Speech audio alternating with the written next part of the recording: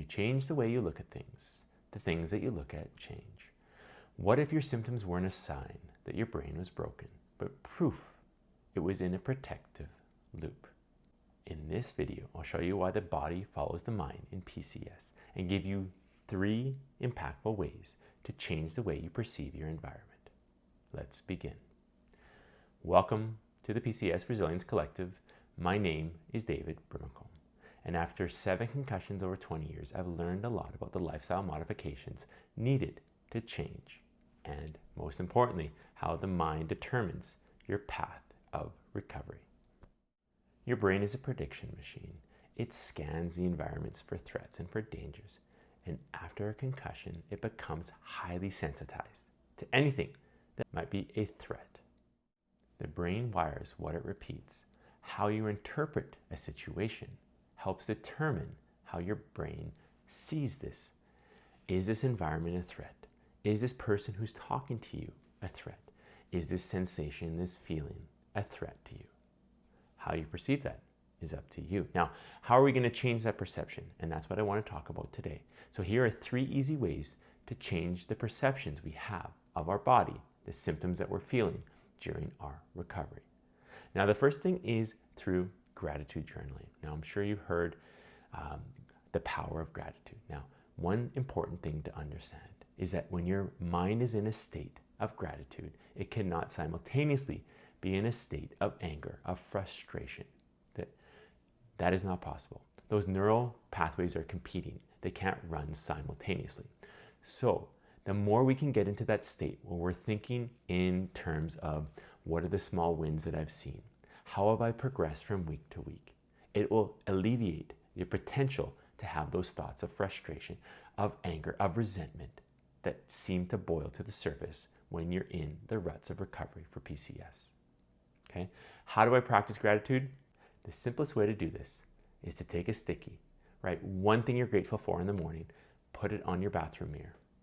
Every time you walk by that, I want you to acknowledge it. I want you to remind yourself that that small win, that small victory, whatever it is, you're grateful for life. You're grateful for your family. You're grateful for the chance to be better today than you were yesterday. Doesn't matter what it is. What it's doing is it's changing the loop in your mind. It's changing that loop from one of destitute, of despair, of not being able to heal, to one that sees potential, that sees a future you that's better than the present you. Okay? So again, gratitude is not something that you have to practice throughout the day. Small intermittent bursts of gratitude are going to help you change that perception of your world, perception of yourself and your symptoms. The second thing I want to talk about is focusing on the present, living in the moment instead of living in rumination. Now, the easiest way I found to do this was to do something simple, something silly. Maybe I was going out for a walk and I was going to try to find 5 distinct shaped clouds. It doesn't really matter what you're doing, okay? But what you're doing is you're taking your mind out of rumination and bringing it into the present. You're taking that fixation, whatever you had prior, my symptoms, my lack of progress, and you're stopping it, you're halting it. It's like an assembly line sometimes. When you think of those thoughts, those negative thoughts, constant going in and out of your mind, okay, on a loop. If we can stop it, okay, pull the plug for a bit, get outside, enjoy the nature, listen and look for signs of happiness, of enjoyment. Like I said, maybe it's heart-shaped leaves, or maybe it's signs of animals, or just looking at things that take your focus off your recovery. What that's going to do, it's going to allow your body to de-stress, to calm down. Okay? In that moment, your body can actually see a future. In that moment, you can actually feel what it's like not to be tense, not to be strung out. Again, no one is blaming you for the situation you find yourself in. Again, I was there, I walked this path, but you are the one who is able to make the changes. You are the change agent in your recovery. So it starts with stopping those ruminative thoughts, those things that circulate in your mind. Okay? We can put a halt to that. We can go outside, even sitting indoors. Okay? We can look around our room, find 5 things that are blue.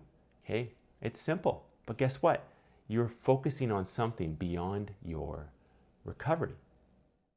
The third thing I want to talk about is micro steps. So I want you to have micro exposures in your recovery.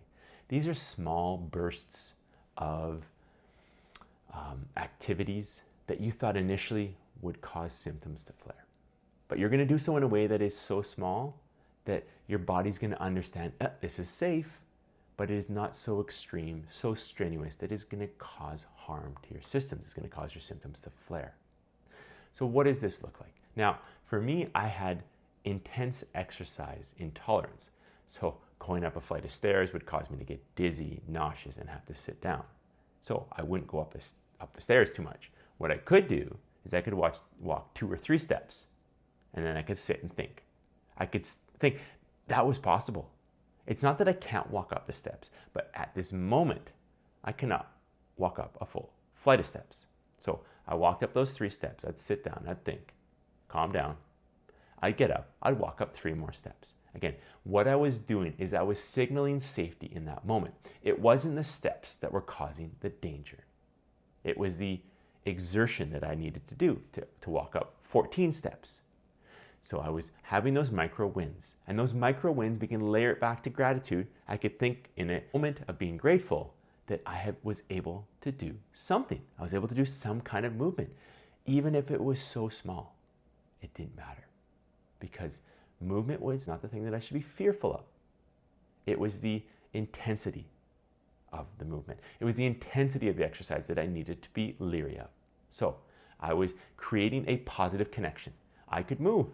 I was capable of exercise, but I had to do it in a smart way, and I had to build up every week. 3 steps this week, 5 steps the next, and you're building up your capacity. It's not only your capacity of body, but it's your capacity of mind. 5 steps no longer with something that triggered me.